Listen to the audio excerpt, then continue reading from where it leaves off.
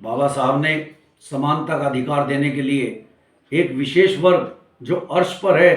और दूसरा वर्ग जो है वो फर्श पर है, उनका जो अंतर है, ऊंच नीच का अंतर, उसको कम करने के लिए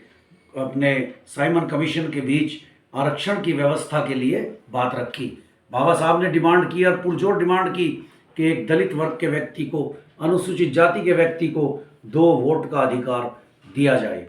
और कहीं ना कहीं ये डिमांड, ये मांग ब्रिटिश शासन ने स्वीकार भी कर ली और मान भी ली। लेकिन हमारे देश के उस समय के सबसे बड़े क्रांतिकारी महात्मा गांधी जी, जिनको ये 2 वोट का अधिकार देने में असमर्थता उन्होंने जब जताई और उन्होंने कहा कि अगर इस तरह का आरक्षण लागू हुआ तो कल दूसरे वर्ग के लोग भी, दूसरे समाज के लोग भी आरक्षण की डिमांड करेंगे, आरक्षण की मांग करेंगे। और उन्होंने 2 वोट के इस अधिकार के लिए उस टाइम बापूजी महात्मा गांधी जी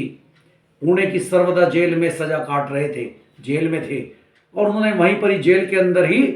अनशन धरना दे दिया उस आरक्षण की डिमांड के विरुद्ध। तब बाबा साहब डॉक्टर भीमराव अंबेडकर जी के पास गांधी जी की पत्नी कस्तूरबा गांधी आई और उन्होंने बाबा साहब से विनती की कि अंबेडकर जी, मेरे पति अनशन धरने पर हैं, आप अपनी उस मांग को वापस ले लीजिएगा, इसका समाधान निकालिएगा, मेरे पति का जीवन आपके हाथों में है। तब बाबा साहब doctor B are Ambedkar ji ने इस बात को समझते हुए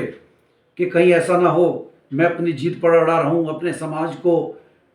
2 वोट का अधिकार दिलाने के लिए और गांधी जी के साथ कोई ऐसी घटना घट जाए कि मेरे समाज पर कलंक लग जाए। तब बाबा साहब डॉक्टर भीमराव अंबेडकर जेल में मिलने के लिए पुणे गए और सर्वदा जेल के अंदर ये समझौता हुआ और बाबा साहब ने आरक्षण जो आज मिलता है, आर्थिक आरक्षण और सरकारी नौकरियों में आरक्षण, हर तरह का जो भी आरक्षण है, उसके लिए बाबा साहब डॉक्टर भीमराव अंबेडकर से सहमति जताई और उनको उनका अनशन समाप्त कराया। और इसीलिए जो आज आरक्षण है, इसको पूना पैक्ट समझौते के नाम से संविधान के अंदर जाना जाता है।